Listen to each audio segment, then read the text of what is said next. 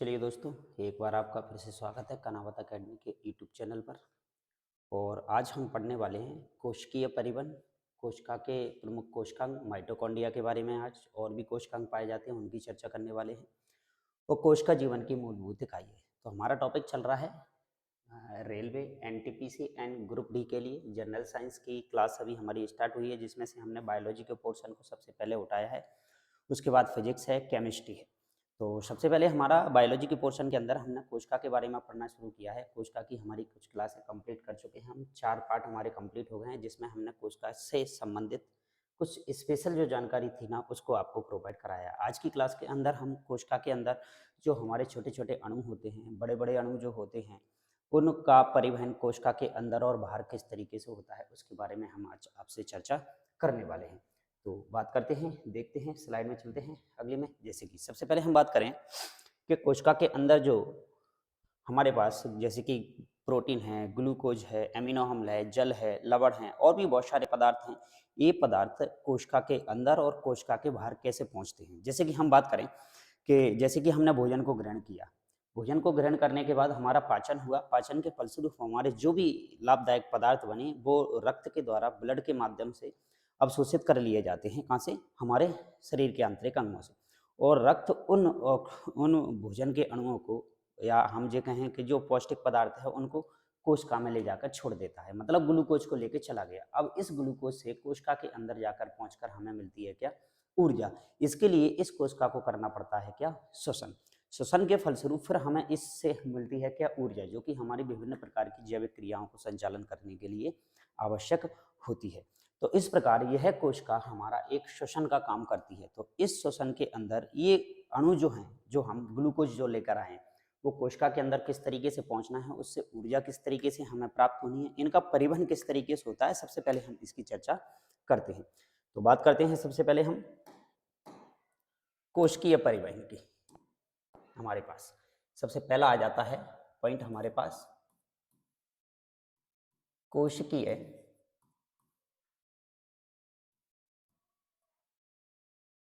परिवहन।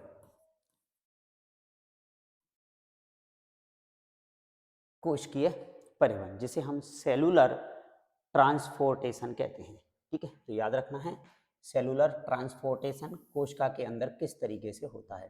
तो इसकी यदि हम बात करें कि सबसे पहले हम उन छोटे छोटे अणुओं की बात करते हैं कि हमारे पास जो छोटे छोटे अणु है ना, उनका परिवहन कैसे होता है। ठीक है, स्मॉल मॉलिक्यूल, छोटे अणु, छोटे अणु, छोटे अणु। छोटे अणुओं की यदि बात की जाए तो छोटे अणुओं के अंदर हमारे पास आ जाता है क्या? ग्लूकोज, एमिनो अम्ल, जल, लवण। तो इनके नाम लिख सकते हैं, ग्लूकोज,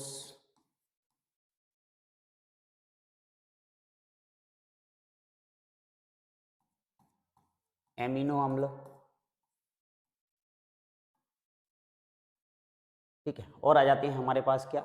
जल, लवण। इनका जो परिवहन है ना, वो कोशिका के अंदर छोटे छोटे अणुओं के रूप में होता है, जिन्हें हम लवण बोल देते हैं, साल्ट। इनका परिवहन होता है, जिसे हम कह देते हैं क्या? Small molecules, small molecules. ये हमारे स्मॉल मॉलिक्यूल कहलाते हैं। अब इनका जो परिवहन है ना, वो परिवहन हमारे पास 3 तरीके से होता है। तो तीनों परिवहनों को हमें क्या रखना है भाई? याद रखना है। 3 तरीके से परिवहन किस तरीके से हो रहा है? छोटे छोटे अणुओं को कोशिका के अंदर परिवहन करने के लिए हमारे पास एक तो परासरण हो रहा है, और एक विसरण हो रहा है, और एक हमारे पास हो रहा है क्या? सक्रिय परिवहन। तो सबसे पहले हम बात करते हैं कि ये जो परिवहन है ना, छोटे छोटे अणुओं वाला, ये परिवहन कंप्लीट होता है 3 स्टेपों में। जैसे कि सबसे पहली बात करते हैं हम, पहला परिवहन छोटे अणुओं के परिवहन के लिए हमारे पास एक प्रोसेस हो रही है इसके अंदर, जिसका नाम है परासरण। परासरण, ये परासरण के माध्यम से कुछ अणुओं का हमारे पास परिवहन होता है, जिसे हम ऑस्मोसिस कहते हैं।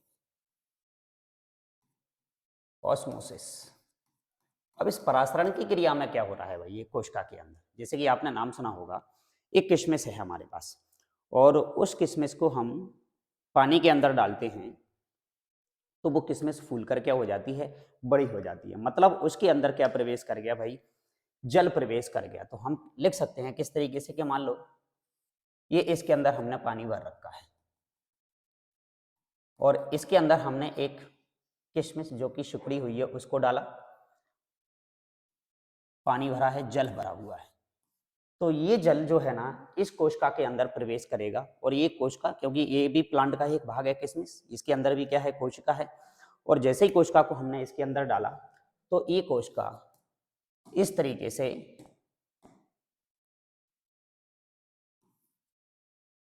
फूल गई। मतलब इसके अंदर क्या प्रवेश कर गया, जल प्रवेश कर गया। पानी जैसे ही इसके अंदर प्रवेश करा तो ये कोशिका फूल कर क्या हो गई, बड़ी हो गई। यहाँ पर सिकुड़ी हुई कोशिका थी जिसको हमने बोला है क्या, किशमिश। इसके अंदर हमने क्या डाला था, किशमिश, याद रखना है, किशमिश। तो ये किस क्रिया के कारण ऐसा हुआ है, इसके अंदर जो जल प्रवेश किया है ना, वो जल प्रवेश करा है किस क्रिया के कारण, अंतःपरासरण की क्रिया हम इसको कह सकते हैं। यहाँ पर जो हुआ है ना, ये कोशिका जो हमारी फूल गई, तो ये किस क्रिया के कारण संपन्न हुआ है, अंतःपरासरण। अंतःपरासरण, अंतःपरासरण की क्रिया के कारण ही हमारी कोशिका क्या हो गई, फूल गई। मतलब हम ये कह सकते हैं कि परासरण की क्रिया के अंदर क्या होता है, हमारा जो जल है, जल जो है ना, वो जल अधिक सांद्रता से कम सांद्रता की ओर गति करता है, कम सांद्रता की ओर गति करता है, गति करता है। और इस सांद्रता में गति होने के लिए यहाँ पे आवश्यक होती है हमें क्या, अर्धपारगम्य झिल्ली की आवश्यकता होती है हमें यहाँ पर, अर्धपारगम्य झिल्ली। तो परासरण की क्रिया होने के लिए हमें अर्धपारगम्य झिल्ली की आवश्यकता होगी। जैसे कि कोशिका है, कोशिका के अंदर क्या पाई जाएगी, बाउंड्री जो हमने पढ़ी थी, तो एक तो कोशिका भित्ति पड़ी थी और एक हमने कोशिका झिल्ली के बारे में पढ़ा था। और कोशिका झिल्ली जो होती है ना, वो हमारी कैसी होती है, अर्धपारगम्य झिल्ली होती है, जो कि कुछ पदार्थों को अंदर आने देती है, कुछ पदार्थों को अंदर आने नहीं देती है। तो जल अधिक सांद्रता से अपनी कम सांद्रता की ओर क्या करेगा भाई, गति करेगा। मतलब हम बात करें कि इस कोशिका के अंदर जो भी कोशिका जो हमारी किस्में जो सिकुड़ी हुई थी, उसके अंदर पानी की मात्रा क्या थी, कम, और इधर जो जल भरा हुआ है उधर पानी की मात्रा क्या थी, हमारी ज्यादा थी। तो H2O ज्यादा था हमारे पास, तो वो H2O अपनी अधिक सांद्रता से कम सांद्रता मतलब कोशिका के अंदर प्रवेश करा और वो किशमिश आपकी क्या हो गई, फूल के बड़ी हो गई। इस क्रिया को हम कह देते हैं क्या, अंतःपरासरण। और अंतःपरासरण की यदि हम परिभाषा लिखें तो यही परिभाषा बनके तैयार हो जाती है क्या, कि जल अधिक सांद्रता से कम सांद्रता की ओर गति करता है अपनी अर्धपारगम झिल्ली से होकर, तो उसे हम क्या कह देते हैं, पराशर। और यदि जल अंदर प्रवेश कर रहा है तो इसी क्रिया को हम नाम दे देते हैं क्या, अंतःपरासरण की क्रिया। और ये क्रिया अर्धपारगम झिल्ली के द्वारा होती है। तो याद रखना है कि परासरण की जो क्रिया है ना, उसके लिए हमें आवश्यक होती है क्या, अर्धपारगम झिल्ली। उसके बगैर अंतःपरासरण की या परासरण की क्रिया संभव नहीं है। दूसरी यदि हम बात करें, दूसरी स्लाइड के अंदर दूसरा पॉइंट हमारा आ जाता है इसका, जिसे हम कहते हैं क्या, विसरण। विसरण के माध्यम से भी कुछ पदार्थ कोशिका के अंदर और बाहर होते हैं, जिसे हम डिफ्यूजन कहते हैं। याद रखना है, डिफ्यूजन, डिफ्यूजन। तो विसरण की क्रिया क्या है भाई हमारे पास, तो विसरण मतलब हमारे पास सबसे पहली बात तो हम बात करें कि विसरण की क्रिया हमें ठोसों में भी देखने को मिलेगी। ठोस द्रव के अंदर भी विसरण की क्रिया होगी और गैस के अंदर की विसरण की क्रिया होगी। तो ठोस, द्रव, गैस तीनों अवस्थाओं में हमें विसरण की क्रिया देखने को मिलती है। अब बात करें कि विसरण है क्या दाई, तो देखो विसरण की क्रिया के अंदर क्या होता है कि जैसे कि जिस तरीके से एक घर में आपने अगरबत्ती लगाई और वो अगरबत्ती की खुशबू अपनी अधिक सांद्रता से जहां और पूरे कमरे के अंदर क्या हो जाती है, फैल जाती है। तो नॉर्मली विसरण के माध्यम से भी पदार्थ इसके अंदर क्या होते हैं, कोशिका के अंदर प्रवेश कर जाते हैं विसरण के माध्यम से। और इस विसरण के अंदर हमें क्या है कि ये ठोस, द्रव और गैस तीनों अवस्थाओं में देखने को मिलता है। सबसे ज्यादा यदि हम बात करें विसरण की दर किसमें ज्यादा होती है, दर की यदि बात की जाए तो गैसों में सबसे ज्यादा विसरण होता है हमारे पास, उसके बाद फिर द्रव में देखने को मिलेगा और उसके बाद हमें ठोस में देखने को मिलेगा। तो यदि कोशिका के अंदर जिस तरीके के भी पदार्थ हैं, कोई गैसीय पदार्थ है, वो विसरण के माध्यम से आसानी से प्रवेश कर जाएगा, द्रव अवस्था में भी और ठोस अवस्था में भी। तो तीनों अवस्था में हमें विसरण की क्रिया देखने को मिलती है। अब जो परासरण था और जो विसरण था, यहाँ पर हमारे पास कोई ऊर्जा का खर्चा नहीं हुआ है। यहाँ पर कोशिका ने परासरण के माध्यम से और विसरण के माध्यम से आसानी से पदार्थों को अपने अंदर और बाहर आने की प्रोसेस कर दी है। दूसरी, इसमें किसी भी प्रकार की कोई अर्धपारगम झिल्ली की आवश्यकता नहीं होती है। मतलब अर्धपारगम झिल्ली की विसरण की क्रिया में आवश्यकता नहीं होती है, याद रखना है। अर्धपारगम झिल्ली की आवश्यकता नहीं, ये सिर्फ हमें आवश्यक होती है कहाँ, परासरण की क्रिया होने के लिए। तो विसरण के माध्यम से आसानी से कोशिका के अंदर जब अपनी अधिक जहाँ पे पदार्थों की सांद्रता ज्यादा होती है, वहां से पदार्थ अपनी अधिक सांद्रता से कम सांद्रता की ओर चलना शुरू कर देते हैं। दूसरे पॉइंट हमने इसमें पढ़ा था कि एक और हमारे पास बाह्य परासरण की क्रिया और होती है, जैसे कि पिछली स्लाइड के अंदर हम आते हैं, जैसे कि ये पढ़ा था। अब क्या करते हैं हम परासरण के अंदर ही, अब हम इस कोशिका को या हम इस किशमिश की बात करें, अब इस किशमिश को हम डाल देते हैं किसके अंदर, जो फूली हुई किशमिश थी हमारे पास, उस किशमिश को हम डाले देते हैं काय के अंदर, एक चाशनी के घोल के अंदर। ये रही हमारी चाशनी का घोल, इसको हम ले लेते हैं क्या, इसमें है चाशनी, गाढ़ा पदार्थ भरा हुआ है हमारे पास, ठीक है। तो अब क्या होने वाला है यहाँ पर अब ये होने वाला है कि ये कोशिका हमारी क्या हो जाएगी, इसके अंदर क्या हो जाएगी, सिकुड़ जाएगी। तो इस क्रिया को हम दे देते हैं क्या, बाह्य परासरण। ये हमारा बाह्य परासरण कहलाता है, ये बाह्य परासरण की क्रिया हमारी कहलाती है। इसमें क्या हुआ कि कोशिका के अंदर जो जल भरा हुआ था, वो जल का निकल के आ गया, कोशिका से बाहर निकल के आ गया, जल के अणु पात्र के अंदर इकट्ठे हो गए जल के अणु, तो कोशिका क्या हो गई, सिकुड़ गई। तो इसको हम बोल देते हैं क्या, बाह्य परासरण। जब कोशिका के अंदर मतलब किशमिश के अंदर जब जल प्रवेश किया तो उसको हमने बोला अंतः परासरण, और जब कोशिका से जल बाहर आया, किशमिश से जल बाहर आया, तो उसको हम बोल देते हैं क्या, बाह्य परासरण। इस तरीके से कोशिका के अंदर पदार्थों का क्या हो रहा था, आदान प्रदान हो रहा था। दूसरी हम बात करते हैं, एक और पॉइंट आता है तीसरा वाला हमारा, उस तीसरे पॉइंट की बात करते हैं कि जो छोटे छोटे जो अणु हैं उनका परिवहन जो है ना कोशिका के अंदर इन्हीं तीन तरीकों के माध्यम से हो रहा है। तीसरा आ जाता है हमारे पास पॉइंट क्या, इसका नाम है सक्रिय परिवहन। सक्रिय परिवहन, सक्रिय परिवहन, अब नाम से ही पता चल रहा है, एक्टिव ट्रांसपोर्ट इसको बोलते हैं। एक्टिव ट्रांसपोर्ट इसको बोला जाता है, तो याद रखना है एक्टिव ट्रांसपोर्ट को, एक्टिव ट्रांसपोर्ट। अब एक्टिव ट्रांसपोर्ट है तो इसका मतलब ये छोटे छोटे अणु अपने कोशिका के अंदर इनका परिवहन होना है, तो इसके अंदर तो ऊर्जा का खर्चा होगा, ऊर्जा का खर्चा होने वाला है। तो खुद ऊर्जा कोशिका को यहाँ पर ऊर्जा क्या करनी पड़ेगी, खर्च करनी पड़ेगी, तब जाकर यहाँ पर सक्रिय परिवहन होने वाला है। जैसे कि हम बात करें कि हमने दो पदार्थ ले लिए, जैसे कि एक पात्र के अंदर हमने भर के रख दिया, तो देखो आपने नाम सुना होगा विलयन, केमिस्ट्री में यदि हम बात करें तो विलयन बनाने के लिए एक तो हमें चाहिए क्या, विलेय, और एक हमें चाहिए क्या, विलायक, विलायक। तो ये हमारी एक अर्धपारगम झिल्ली हो गई, जिसे हम सेमी परवेबल मेम्ब्रेन बोलते हैं। और इधर हमने जल भर दिया है, जल H2O, और इधर हमारा कोई विलायक है, वो सॉरी विलेय है, इधर हमने कोई विलेय ले लिया, क्योंकि विलेय और विलायक मिलकर ही क्या बनाएंगे, हमारा विलयन, और एक अर्धपारगम झिल्ली हमने ले ली। तो अब क्या होने वाला है यहाँ पर हमारे पास कि इस अर्धपारगम झिल्ली में ये विलेय है, उसके अंदर कुछ जल के अणु है, और जल के अणुओं को हम इधर से इधर जाने देना चाहते हैं, मतलब एक बल लगाकर, दाब लगाकर। वैसे तो हमें मालूम है कि जल के अणु की मात्रा इधर ज्यादा है और इधर जल के अणु क्या है भाई, हमारे पास कम है। तो जल अपनी अधिक सांद्रता से कम सांद्रता की ओर चलना क्या करेगा शुरू, इसको तो हम बोलेंगे परासरण की क्रिया। लेकिन हम कुछ दाब लगाकर, बल लगाकर हम इस पर से जल के अणुओं की गति इधर से इधर करवाते हैं। तो यहाँ पर हमें क्या लगाया, ऊर्जा खर्च करनी पड़ेगी। तो ऊर्जा खर्च करके हम सक्रिय परिवहन भी कर सकते हैं। इस तरीके से भी कोशिका के अंदर पदार्थों का आदान प्रदान होता है। क्लियर, आगे चलते हैं। आगे की बात करें अब हमारे पास हम बात करते हैं बड़े बड़े अणुओं के परिवहन के बारे में।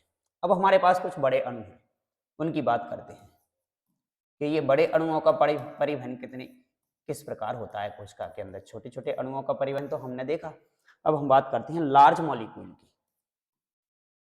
लार्ज मॉलिक्यूल, ये लार्ज मॉलिक्यूल का परिवहन कोशिका के अंदर किस तरीके से होता है। तो इसके अंदर यदि हम बात करें तो लार्ज मॉलिक्यूल का परिवहन सबसे पहले पॉइंट के अंदर आता है हमारे पास क्या, कोशिका भक्षण। कोशिका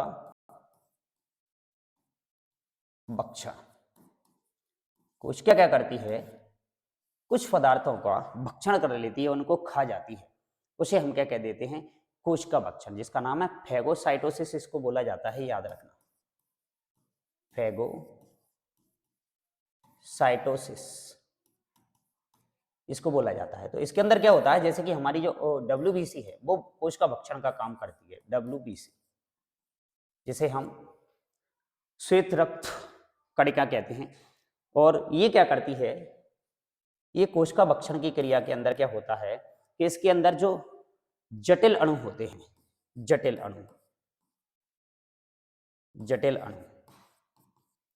उन जटिल अणुओं को का परिवहन जो है ना, जैसे कि वसा है, प्रोटीन है हमारे पास, इन अणुओं का जो परिवहन है ना वो फैगोसाइटोसिस क्रिया के द्वारा होता है। इसमें कोशिका क्या कर लेती है, उन पदार्थों को क्या कर लेती है, खा लेती है, ठीक है, और उनका पाचन कर लेती है।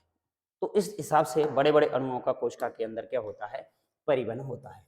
दूसरी यदि हम बात करें तो दूसरा पॉइंट बनता है हमारे पास कोशिका पायन। कोशिका पायन जिसे हम कह देते हैं कोशिका का पिनोसाइटोसिस। Pinocytosis, pinocytosis.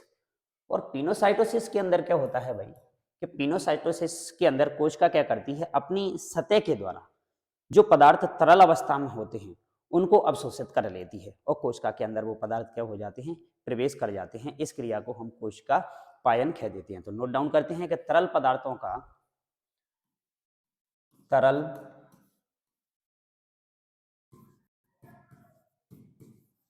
पदार्थों का कोशिका की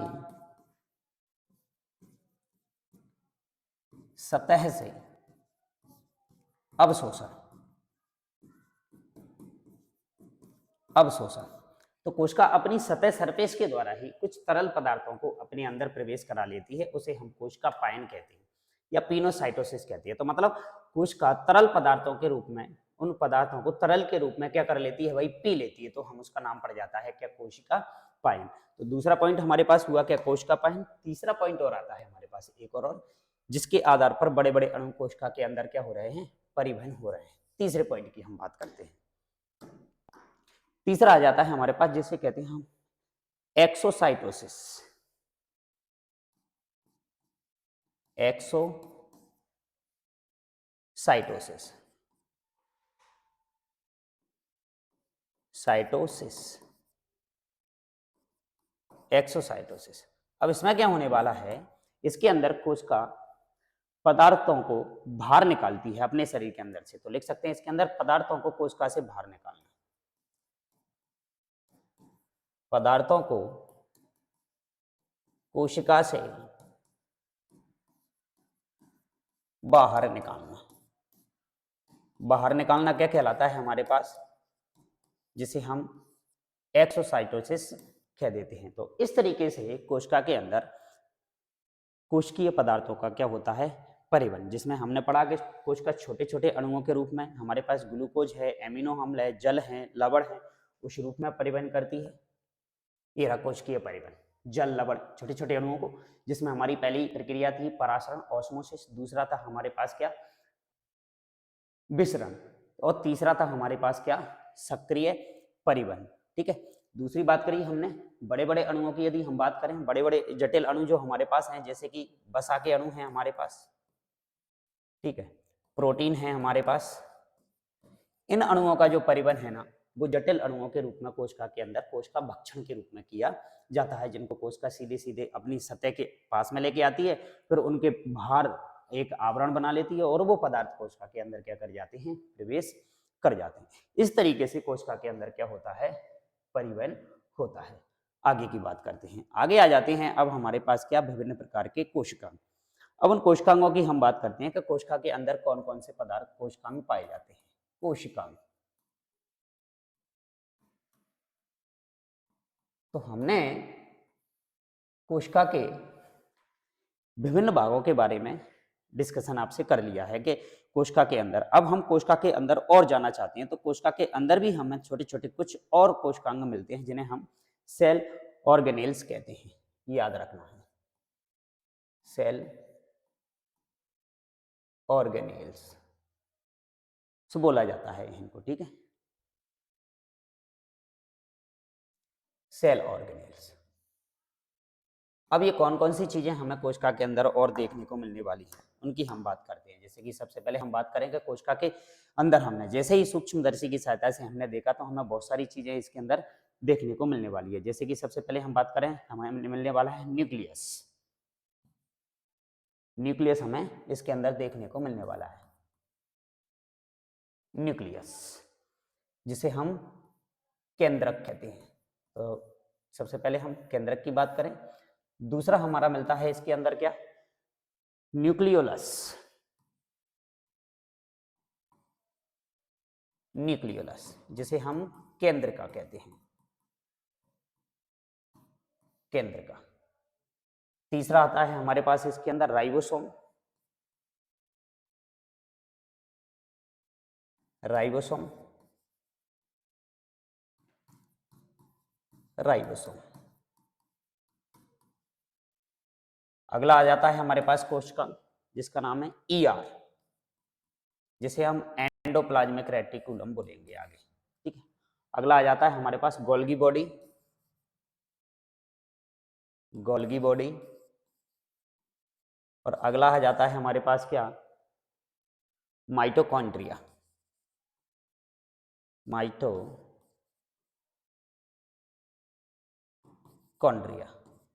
और अगला आ जाता है हमारे पास लाइसोसोम, लाइसोसोम, लाइसोसोम, ठीक है।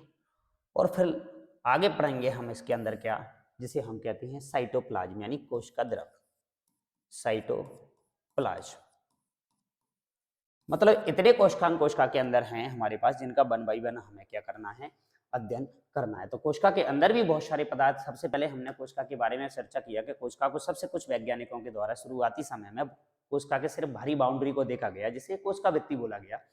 फिर कुछ और वैज्ञानिक आए जिन्होंने कोशिका के अंदर और जाने की कोशिश की माइक्रोस्कोप की सहायता से, तो उन्हें एक और झिल्ली देखने को मिली जिसको हमने बोला क्या, कोशिका झिल्ली बोला। जैसे ही फिर नई नई माइक्रोस्कोपों की खोज होती चली गई, वैसे वैसे कोशिका के अंदर अलग अलग वैज्ञानिकों ने अलग अलग कोशिकांगों की क्या की थी, खोज की थी। उन्हीं कोशिकांगों के बारे में अब हमें क्या करना है, डिस्कशन करना है। तो सबसे पहले हम बात करते हैं, सबसे पहला कोशिकांग हमारे पास आ जाता है क्या, इसका नाम है माइटोकॉन्ड्रिया।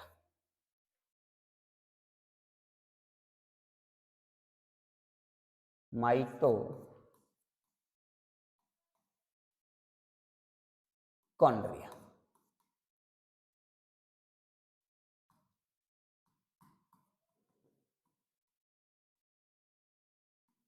माइटोकॉन्ड्रिया की हमें चर्चा करनी है सबसे पहले शुरुआत में। तो भाई इसके बारे में यदि बात करें तो बहुत सारे हमारे पास अब वैज्ञानिक आने वाले हैं जिन्होंने अलग अलग बातें इनके बारे में बताई थी हमें। तो सबसे पहले तो हम बात करें कि कोशिका के अंदर ये माइटोकॉन्ड्रिया जो है ना, वो दोहरी झिल्ली युक्त कोशिकांग है, याद रखना है। सबसे पहले दोहरी झिल्ली युक्त कोशिकांग, झिल्ली युक्त कोशिकांग है जी कोशिका के अंदर, मतलब इसके अंदर डबल लेयर पाई जाती है। तो कोशिका के अंदर कुछ कोशिकांग ऐसे हैं जिनके अंदर सिर्फ एक ही झिल्ली पाई जाती है, कुछ कोशिकांग ऐसे हैं जिनके अंदर देखा जाए तो दो झिल्ली पाई जाती हैं, कुछ ऐसे हैं जिनके अंदर झिल्ली पाई नहीं जाती है। तो ये हमारे पास कैसा है भाई, दोहरी झिल्ली युक्त कोशिकांग है। दूसरी यदि हम बात करें कि ये कोशिका में सर्वाधिक व्यस्त एवं सक्रिय कोशिकांग है कोशिका के अंदर, क्योंकि इसकी के अंदर हम जो कहते हैं ना कि कोशिका श्वसन कर रही है, तो इसी के अंदर ऑक्सीजन की सहायता से माइटोकॉन्ड्रिया के अंदर ही कोशिकीय श्वसन होता है और ऊर्जा का बहुत ज्यादा मात्रा में उत्पादन होता है। तो लिख सकते हैं इसके बारे में कि कोशिका में सर्वाधिक व्यस्त, कोशिका में सर्वाधिक व्यस्त एवं सक्रिय कोशिकांग है भाई, सक्रिय कोशिकांग, कोशिकांग कौन है भाई? वो माइटोकॉन्ड्रिया है हमारे पास। अगले पॉइंट की यदि हम बात करें, ये कोशिका का अंतःसहजीवी संबंध भी बनाता है, इस बात को भी हमें याद रखना है, आगे हम डिस्कस करने वाले हैं। कोशिका का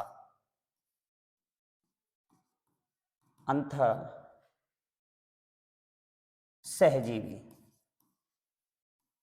संबंध भी कोशिका के अंदर बनाएगा। दूसरी यदि बात करें हम इसकी, तो इसकी खोज की यदि बात की जाए तो सबसे पहले इसकी जो खोज है या हम देखने की बात करें तो इसको सबसे पहले देखा था किसने? कॉलिकर ने, कीटों के अंदर देखा था।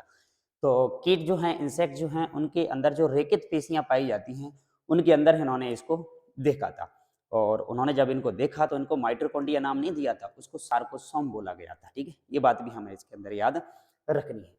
तो और दूसरी यदि हम बात करें कि इस माइटोकॉन्ड्रिया को ही हम अर्ध स्वायत्त कोशिकांग भी कहते हैं, तो नोट डाउन कर सकते हैं, अर्ध स्वायत्त कोशिकांग भी इसको बोला जाता है, कोशिकांग। ठीक है, खोज की यदि हम बात करें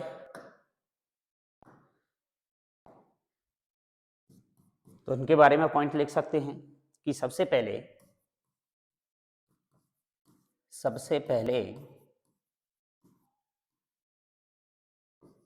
कॉलिकर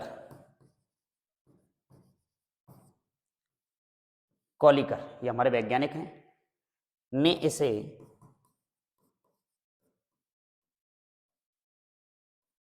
कीटों, जिन्हें हम कहते हैं क्या? इंसेक्ट्स,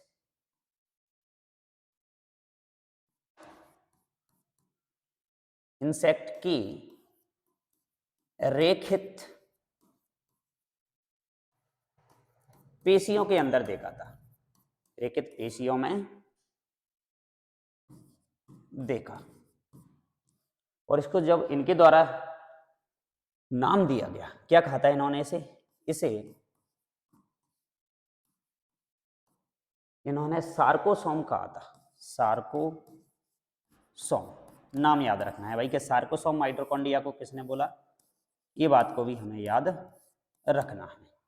तो सार्कोसोम बोला गया था किसके द्वारा? कॉलिकर के द्वारा, जो कि कीटों की रेखित पेशियों के अंदर इन्होंने सबसे पहले माइटोकॉन्ड्रिया को क्या किया था? देखा था। दूसरी बात करें इनके बारे में, दूसरे साइंटिस्ट हमारे पास आ जाते हैं जिन्हें हम कहते हैं फ्लेमिंग।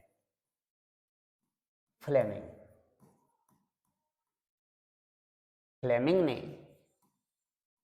इसे फिला नाम दिया था भाई, याद रखना है, माइटोकॉन्ड्रिया को क्या बोला? फिला नाम दिया था, नाम दिया,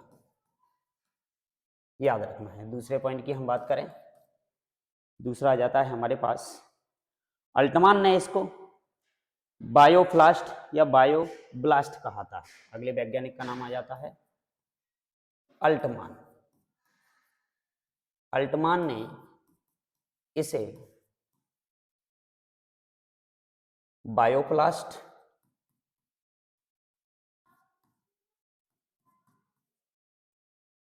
या फिर बोले हम बायोब्लास्ट,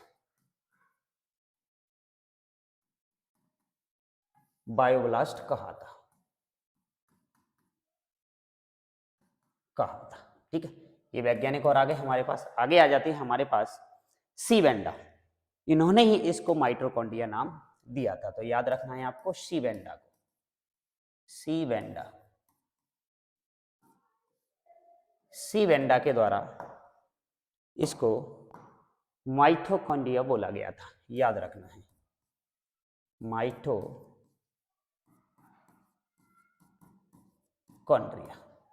याद रखना है सी वेंडा ने इसको क्या नाम दिया था? माइटोकॉन्ड्रिया कहा था। तो माइटोकॉन्ड्रिया नाम माइटोकॉन्ड्रिया को किसके द्वारा दिया गया? तो हमारे फेमस वैज्ञानिक हैं जिनका नाम है क्या? सी वेंडा। अब बात आती है हमारे पास अगले पॉइंट की। अगले पॉइंट में क्या है? अब हमने बोला है कि कोशिका के अंदर श्वसन होता है, तो कोशिका के अंदर वास्तव में जो श्वसन की क्रिया हो रही है ना, वो किसके अंदर हो रही है? माइटोकॉन्ड्रिया के अंदर। माइटोकॉन्ड्रिया के अंदर ऑक्सीश्वसन हो रहा है, जिसके फलस्वरूप हमें ऊर्जा उत्पन्न होती है। इसलिए हम माइटोकॉन्ड्रिया को कोशिका का शक्ति गृह, पावर हाउस भी बोल देते हैं, या एटीपी उद्योग भी इसको बोला जाता है। तो ये बात बताई गई थी किसके द्वारा? सी के बिट्स के द्वारा। तो लिखते हैं इनके बारे में, सी के बिट्स, सी के बिट्स, सी के बिट्स, ये हमारे एक और वैज्ञानिक आ जाते हैं। सी के बिट्स ने क्या कहा था भाई? सी के बिट्स ने, लिखते हैं इसके बारे में, ने माइटोकॉन्ड्रिया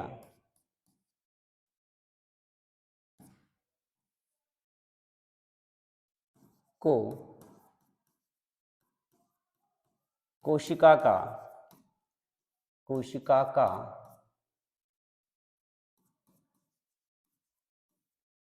शक्ति गृह,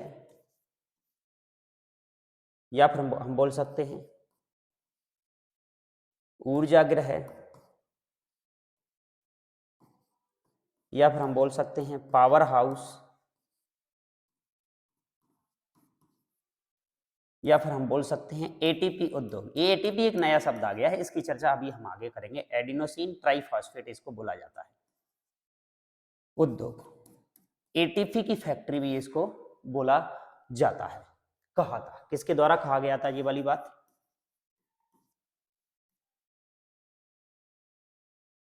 सी के बिट्स के द्वारा।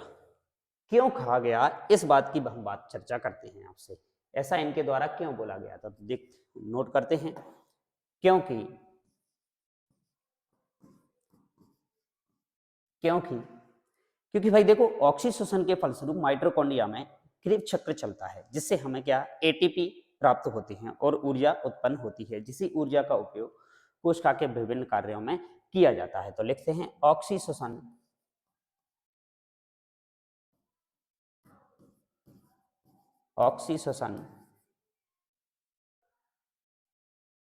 के दौरान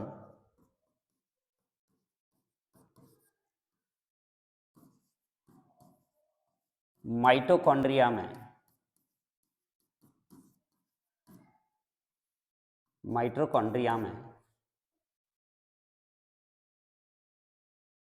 क्रेब्स चक्र चलता है भाई। क्रेब्स चक्र चलता है, क्रेब्स चक्र चलता है किसके अंदर? माइटोकॉन्ड्रिया के अंदर। और एटीपी के रूप में ऊर्जा उत्पन्न होती है। इसलिए इसको बोला गया क्या? सी के बिट्स के द्वारा पावर हाउस या शक्ति गृह। एटीपी का फुल फॉर्म होता है क्या हमारे पास? Adenosine triphosphate. याद रखना है भाई सभी को नाम, एडिनोसिन ट्राइफॉस्फेट लिख लेते हैं अपन इसको, एटीपी की फुल फॉर्म को। एटीपी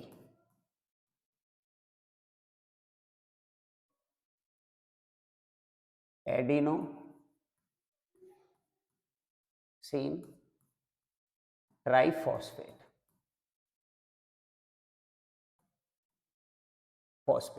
एडिनोसिन ट्राइफॉस्फेट इसको बोला जाता है। क्लियर बात? एटीपी का पूरा नाम होता है, मतलब ये एटीपी है क्या भाई? इसको हम ऊर्जा मुद्रा कह देते हैं। इसका नाम क्या है? ऊर्जा मुद्रा इसको बोला जाता है। मतलब यदि हम बात करें, जिस तरीके से हम अलग अलग पदार्थों को भौतिक विज्ञान में मापने की इनकी अलग अलग यूनिट और इकाइयां होती हैं, मात्रक होती हैं, उसी तरीके से जैविक क्रियाओं के अंदर जो ऊर्जा होती है, उस ऊर्जा को मापा जाता है किसके रूप में? एटीपी के रूप में। तो उसका ही नाम है हमारे पास एटीपी। तो ऊर्जा का एक फॉर्म है जो जैविक क्रियाओं के अंदर ऊर्जा कितनी खर्च हो रही है, कितनी उत्पन्न हो रही है, उस ऊर्जा को मापने की इकाई हमारे पास क्या कहलाती है? एटीपी कहलाती है। तो एटीपी के फुल फॉर्म है। अब हम बात करें कि इस एक एटीपी के अंदर कितनी ऊर्जा होती है। एक एटीपी के अंदर आपको याद रखना है 8.15 किलो कैलोरी ऊर्जा होती है भाई, किलो कैलोरी ऊर्जा होती है एक एटीपी के अंदर। इस बात को आपको याद रखना है। आगे चलते हैं। आगे अब बात आ जाती है हमारे पास क्या, इस माइटोकॉन्ड्रिया के बारे में। तो बात करते हैं। देखो माइटोकॉन्ड्रिया जो है ना हमारे पास, वो कैसी संरचना है।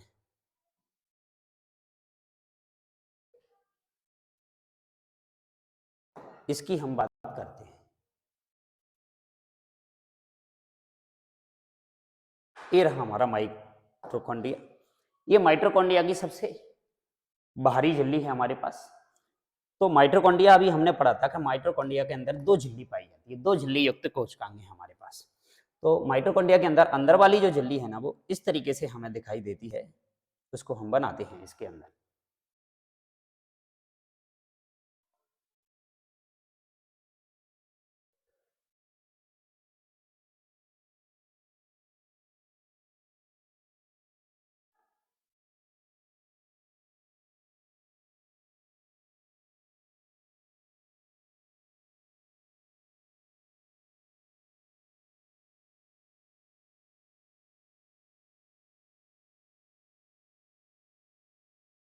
इस तरीके से हमें इसके अंदर दो झिल्लियां दिखाई देती हैं।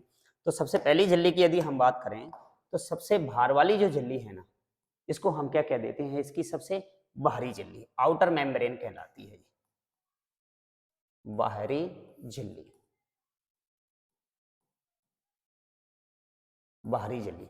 दूसरी की यदि हम बात करें, तो दूसरी झिल्ली जो है ना कोशिका के अंदर, बाहरी झिल्ली के बाद एक और झिल्ली हमें कोशिका के माइटोकॉन्ड्रिया के अंदर देखने को मिलती है, जिसे हम बोल देते हैं इसकी क्या, आंतरिक झिल्ली, आंतरिक झिल्ली। तो मतलब माइटोकॉन्ड्रिया जो है ना, वो दोहरी झिल्ली युक्त कोशिकांग है हमारे पास। ठीक है। अब दूसरी बात करें इसके अंदर हम, अब इसके अंदर क्या है कि जो माइटोकॉन्ड्रिया के अंदर जो अंतः झिल्ली जो है ना, जिसको हमने आंतरिक झिल्ली जो बोला है ना, उसके अंदर कुछ अंगुलीनुमा उभार पाए जाते हैं, जिन्हें हम क्रिस्टी कहते हैं। कुछ अंगुलीनुमा क्या है इसके अंदर उभार हैं, जिन्हें बोला जाता है क्या, क्रिस्टी। तो याद रखना है, ये हमारे क्रिस्टी कहलाते हैं, क्रिस्टी, अंगुलीनुमा उभार।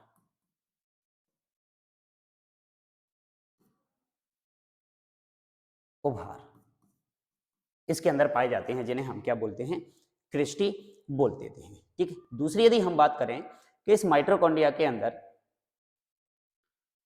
एक वृत्ताकार क्या पाया जाता है, डीएनए पाया जाता है। इसको भी आपको याद रखना है। ये रहा हमारे पास इसके अंदर वृत्ताकार डीएनए, इसको हम बोल देते हैं एक सर्कुलर डीएनए इसके अंदर पाया जाता है, खुद का माइटोकॉन्ड्रिया का डीएनए, जो कि कैसा होता है, याद रखना है आपको, वृत्ताकार। वृत्ताकार डीएनए हमें इसके अंदर देखने को मिलता है। माइटोकॉन्ड्रिया का खुद का आरएनए भी होता है, तो याद रखना है इसके अंदर आरएनए भी पाया जाता है, आरएनए। ठीक है। दूसरी यदि हम बात करें इसके, ये कोश अंतः झिल्ली जो है, जिसकी जो आंतरिक झिल्ली है, उसके अंदर इस तरीके से कोशिका के अंदर राइबोसोम बिखरे पड़े रहते हैं। तो इसका खुद का एक राइबोसोम भी होता है, आप याद रखना है, राइबोसोम। माइटोकॉन्ड्रिया का खुद का राइबोसोम भी अपने अंदर पाया जाता है, जो कि इसके अंदर 70S प्रकार का होता है, याद रखना है। ये 70S 80S की क्या है चर्चा हम आगे भी करेंगे। तो 70S प्रकार का क्या पाया जाता है, राइबोसोम। और अंतः झिल्ली के अंदर जो है ना, एक सेमी लिक्विड, एक तरल पदार्थ भरा रहता है, जिसके अंदर जिस तरीके से हमने पढ़ा था कि कोशिका के अंदर कोश का द्रव्य भरा रहता है, उसी तरीके से माइटोकॉन्ड्रिया की अंतः झिल्ली के अंदर इस माइटोकॉन्ड्रिया का द्रव्य भरा रहता है, जिसे हम कह देते हैं यहाँ पर क्या, मैट्रिक्स। याद रखना है, इसका नाम मैट्रिक्स बोला जाता है, मैट्रिक्स। मैट्रिक्स भरा रहता है इसके अंदर। ठीक है। दूसरी यदि हम बात करें इसके बारे में, तो ये जो उभार जो निकल रहे हैं यहाँ पर, इन उभारों की यदि हम बात करें, ये जो उभार है, इन उभारों पर क्या पाए जाते हैं, कुछ और कण पाए जाते हैं, ऐसी संरचना यहाँ पर रहती है इस तरीके से। तो हम इनको बोलते हैं क्या, F1 कण, याद रखना है F1 पार्टिकल, F1 कण इनको बोला जाता है। यहाँ पर इलेक्ट्रॉन ट्रांसपोर्ट वाला सिस्टम चलता है, यहाँ से इलेक्ट्रॉनों का क्या होता है, आदान प्रदान यहाँ से किया जाता है। दूसरी यदि हम बात करें कि जो माइटोकॉन्ड्रिया का जो मैट्रिक्स भरा पड़ा हुआ है ना, उसके अंदर एक हमारे पास बहुत इंपॉर्टेंट अभिक्रिया हो रही होती है जिसका नाम है क्या, क्रेब्स चक्र। क्रेब्स चक्र की क्रिया इसके अंदर हो रही होती है, क्रेब्स चक्र। तो मतलब क्रेब्स चक्र की जो अभिक्रिया है हमारे पास यहाँ पर माइटोकॉन्ड्रिया के मैट्रिक्स के अंदर हो रही होती है, जिसे हम कहते हैं कि इसी के अंदर के मतलब क्रेब्स चक्र की क्रिया एक श्वसन है, वायवीय श्वसन है हमारे पास। वायवीय श्वसन के फलस्वरूप जो अभिक्रिया हो रही है ना, वो क्रेब्स चक्र हमारे पास कहलाती है। और इस क्रेब्स चक्र के दौरान हमारे पास 38 एटीपी का क्या होता है, निर्माण होता है। मतलब हम बात करें तो ये हमारा एक वायवीय श्वसन है। क्या है ये, वायवीय श्वसन।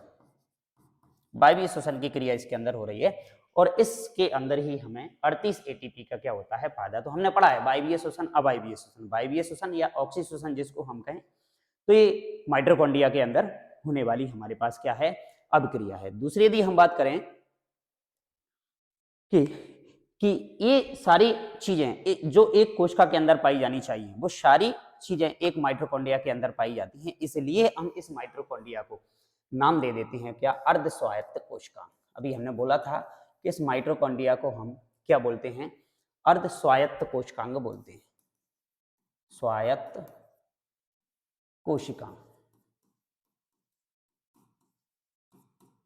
ऑटोनॉमस सेल ऑर्गेनेल्स इसको बोला जाता है। उसके पीछे वजह यही है कि इसका खुद का डीएनए भी इसके अंदर है, इसका खुद का आरएनए इसके अंदर है, कोशिका द्रव्य की तरह इसके अंदर भी है, इसके अंदर ऊर्जा का भी निर्माण हो रहा है। तो मतलब जो सारी क्रियाएं हैं एक कोशिका के अंदर चल रही होती हैं, वो सारी क्रियाएं किसके अंदर कंप्लीट हो रही हैं, माइटोकॉन्ड्रिया के अंदर हो रही हैं। दूसरी हम बात करें, ये माइटोकॉन्ड्रिया विभाजित होता है, एक माइटोकॉन्ड्रिया से दूसरे माइटोकॉन्ड्रिया का भी क्या हो जाता है, निर्माण हो जाता है। तो विभाजन इसके अंदर जो होता है ना, वो विखंडन के द्वारा होता है। तो याद रखना है आपको, विभाजन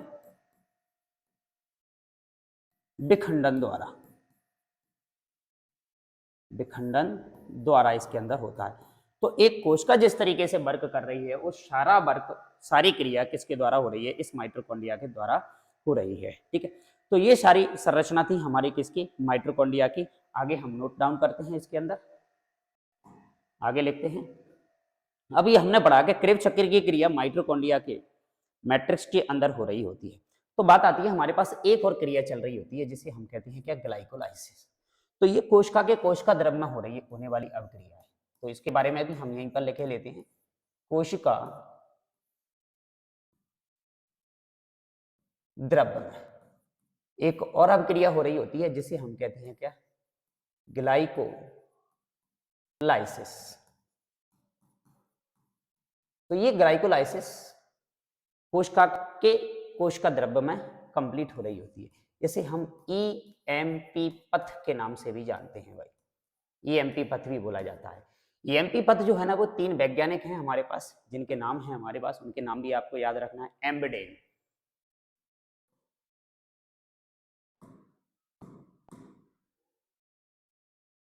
एम्बडेन, दूसरा है मेयरहाफ, मेयरहाफ, और तीसरा है हमारा पार्नस या पर्नस, इनको बोला जाता है। इन्होंने इसकी क्या की थी, खोज की थी, इसलिए इसका नाम पड़ गया क्या, ईएमपी पथ। ठीक है, और ये जो क्रिया है ना, वो जंतुओं, वो ये जो क्रिया है ना, जो कोशिका द्रव्य के अंदर हो रही है, जिसे हम क्या कह देते हैं, ग्लाइकोलाइसिस। अब ये ग्लाइकोलाइसिस की जो क्रिया है ना, ये हमारी वायवीय श्वसन और अवायवीय श्वसन दोनों ही उप कंडीशनों में होती है। तो हम लिख सकते हैं इसके अंदर कि ये हमारी ऑक्सी श्वसन व अनॉक्सी, अनॉक्सी मतलब वायु की उपस्थिति में भी हो सकती है ये, और वायु की अनुपस्थिति में भी हो सकती है। और यहाँ पर जो है ना, जो हमारे पास जो ग्लूकोज है, ग्लूकोज, इस ग्लूकोज को क्या किया जाता है, तोड़ा जाता है किसके अंदर, पाइरुविक अम्ल के अंदर। पायरुविक अम्ल के अंदर तोड़ा जाता है। मतलब हम बात करें कि हमारे पास जो ग्लूकोज है ना, वो ग्लूकोज हमारे पास 6 कार्बन वाला पदार्थ होता है और ये 3 कार्बन वाले पदार्थ में क्या हो जाता है, टूट जाता है। मतलब ग्लूकोज C6H12O6 हमारे पास ग्लूकोज का सूत्र है, तो 6 कार्बन वाला पदार्थ पायरुविक अम्ल मतलब 3 कार्बन वाले पदार्थ में टूट जाता है। और इस हिसाब से हमें इस प्रक्रिया के अंदर 8 एटीपी का क्या हो जाता है, फायदा हो जाता है। 8 एटीपी का क्या हो गया, हमारे पास निर्माण हो गया है। दूसरी दिन बात करें, पिछली में जब हमारी ग्रेफ चक्र की जो अभिक्रिया हो रही है ना, वो हमने बोला कि हमारे पास टोटल 38 एटीपी का वायवीय श्वसन की क्रिया में फायदा होता है।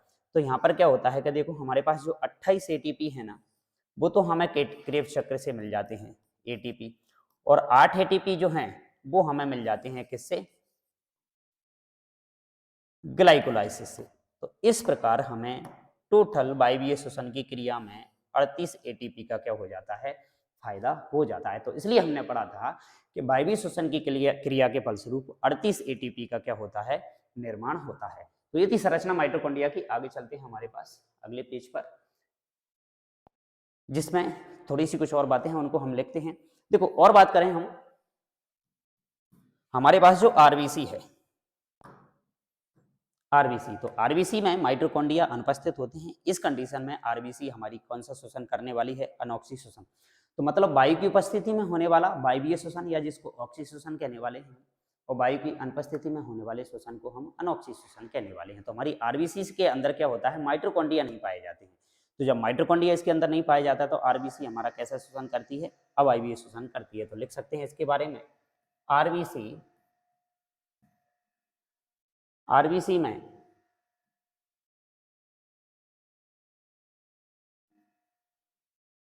माइटोकॉन्ड्रिया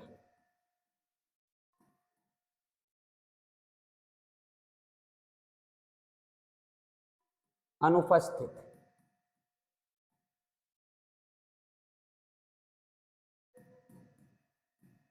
होते हैं, अनुपस्थित होते हैं, नहीं पाए जाते हैं भाई इसके अंदर। तो उस कंडीशन में हमारे पास जो आरबीसी है ना, वो कैसा शोषण करने वाली है, तो अतः ऐसे में यह है अवायवीय, जिसे हम अनॉक्सी भी बोलते हैं, अनॉक्सी श्वसन करती है, अनॉक्सी श्वसन करती है, ये बात भी आपको याद रखनी है। दूसरे पॉइंट में आ जाते हैं हम। दूसरा पॉइंट है, देखो जीवाणु जो होते हैं ना, बैक्टीरिया जो होते हैं, उनके अंदर भी माइटोकॉन्ड्रिया अनुपस्थित होती हैं, लेकिन उनके अंदर माइटोकॉन्ड्रिया की जगह पे कुछ और एंजाइम पाए जाते हैं, जहां पर इनके अंदर श्वसन की क्रिया होती है, जिन्हें हम मीजोसोम कहते हैं, और हम इसी को नाम दे देते हैं क्या, बैक्टीरियल माइटोकॉन्ड्रिया। तो लिख लेते हैं हम, जीवाणु जिसे हम बैक्टीरिया कहते हैं, जीवाणु में माइटोकॉन्ड्रिया, जीवाणु में माइटोकॉन्ड्रिया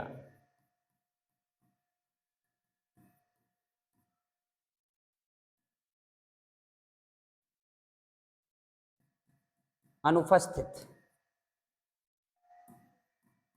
होते हैं, अनुपस्थित होते हैं,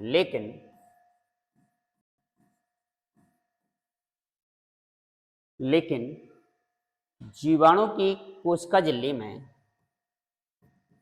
जीवाणु की कोशिका झिल्ली में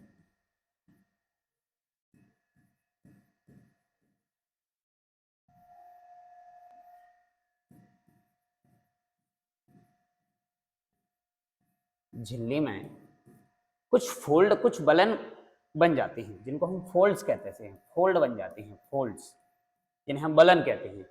फोल्ड उपस्थित होते हैं, उपस्थित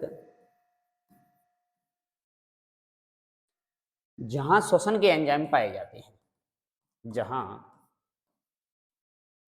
श्वसन के एंजाइम पाए जाते हैं, पाए जाते हैं जिन्हें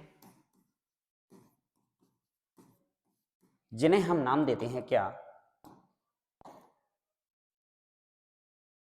मीजोसोम। मीजोसोम, ये इनको नाम दिया जाता है, याद रखना है सभी को आपको। मीजोसोम से इनको नाम दिया जाता है, कहते हैं।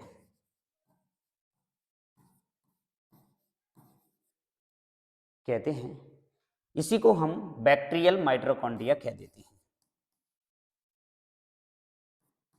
बैक्टीरियल माइटोकॉन्ड्रिया,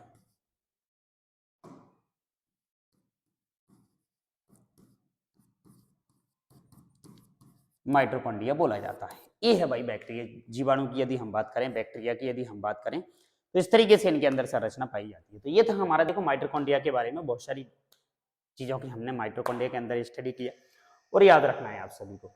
उसके बाद यदि हम बात करें तो अगला आ जाता है हमारे पास क्या, जिसे हम बोलते हैं क्या, लवक। लवक, जिन्हें हम प्लास्टिड कहते हैं, लवक। अब कोशिका के अंदर लवक भी पाए जाते हैं जो कोशिका को क्या प्रदान करने वाले हैं, रंग प्रदान करने वाले हैं। तो बात करते हैं इनके बारे में। तो लवक सभी पादप कोशिकाओं में,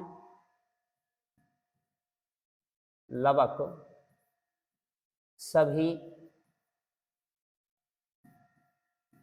पादप कोशिकाओं एवं कुछ प्रोटोजोआ के अंदर भी पाए जाते हैं। कुछ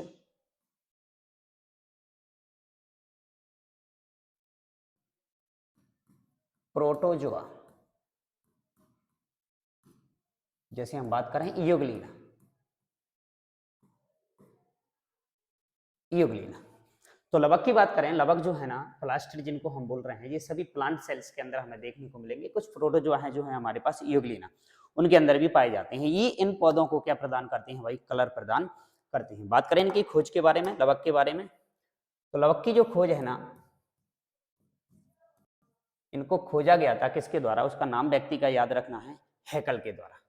खोज इसकी की गई थी, एक वैज्ञानिक है हमारे हैकल, उन्होंने इन लवक की क्या की थी, खोज की थी। दूसरी यदि हम बात करें, ये जो शब्द है लवक, वो शब्द किसी दूसरे वैज्ञानिक के द्वारा दिया गया जिनका नाम है शिम्पर। शिम्पर के द्वारा शब्द दिया गया था, ठीक है। दूसरी यदि बात करें तो जैसे कि हमने पढ़ा है कि प्रकाश संश्लेषण की क्रिया हमारे पास हो रही है। जैसे कि प्रकाश संश्लेषण की क्रिया होने के लिए क्या क्या चाहिए हमें, कार्बन डाइऑक्साइड, CO2 चाहिए प्लस जल चाहिए H2O, ठीक है। दूसरा हमें सनलाइट चाहिए, सूर्य का प्रकाश, सूर्य का प्रकाश, ये भी हमें चाहिए साथ में। साथ में हमें चाहिए कि हरे पौधे होने चाहिए हमारे पास, हरे पौधों के अंदर ही प्रकाश संश्लेषण की क्रिया संपन्न होती है और ये बना देते हैं इससे क्या, ग्लूकोज, C6H12O6 ग्लूकोज बन जाता है हमारे पास। साथ में हमें क्या मिलती है भाई, ऑक्सीजन मिलती है और बहुत ज्यादा मात्रा में हमारे पास ऊर्जा का क्या हो जाता है, संग्रह, ऊर्जा संग्रह, ऊर्जा को इकट्ठा कर लिया जाता है भाई। तो सीधी सीधी बात ये हुई कि ये जो प्रकाश संश्लेषण की क्रिया हो रही है हमारे पास, पहले हम इसको बैलेंस भी कर लेते हैं। तो हमारे पास यहाँ कितना आएगा, 6CO2 हमारे पास होगा, 6H2 हमारे पास जहाँ होगा और यहाँ पे हमारे पास 6O2 होगा। बाकी का आप बैलेंस इसको कर सकते हैं, हमने लिख दिया है। तो ये लवक जो है ना, ये क्या करने वाले हैं, ऊर्जा का संग्रह करने वाले हैं। मतलब इनके अंदर ऊर्जा उत्पन्न नहीं होगी, ये ऊर्जा को इकट्ठा करेंगे और इकट्ठा करने का काम इनके द्वारा किया जाता है। बाकी की हम करें कि जैसे कि ऐसी अभिक्रियाएं हैं जिनके अंदर ऊर्जा कुछ उत्पन्न भी की जा रही है, जैसे कि अभी हम श्वसन की क्रिया पढ़ेंगे तो श्वसन की क्रिया के अंदर ऊर्जा उत्पन्न होगी और जहां पर ऊर्जा का स्टोर किया जा रहा है प्लांट के भाग में, यही प्लांट ऊर्जा का उपयोग अन्य जीव जंतु को प्लांट अपनी जैविक क्रियाओं का संचालन करने में क्या करेंगे, कंप्लीट करेंगे। अब बात करते हैं लवक के प्रकारों की। तो लवक जो है ना हमारे पास वो 3 प्रकार के हैं। लवक प्लास्टिड। कितने प्रकार के हैं? 3 प्रकार हैं भाई हमारे पास। इनके नाम अभी हम याद रख लेते हैं। तीनों के नाम है हमारे पास क्या? पहला आ जाता है हमारे पास जिसको हम बोलते हैं हरित लवक। हरित लवक, जिसे हम क्लोरोप्लास्ट बोलते हैं। क्लोरोप्लास्ट बोलते हैं। दूसरा आ जाता है हमारे पास जिसका नाम है हमारे पास अवर्णीय लवक। अवर्णीय लवक, अवर्णीय लवक, जिसे हम कह सकते हैं ल्यूकोप्लास्ट। ल्यूकोप्लास्ट। और तीसरा हमारे पास आ जाता है जिसे हम कहते हैं वर्णीय लवक। वर्णीय लवक, और जिसे हम बोल देते हैं क्या? क्रोमोप्लास्ट।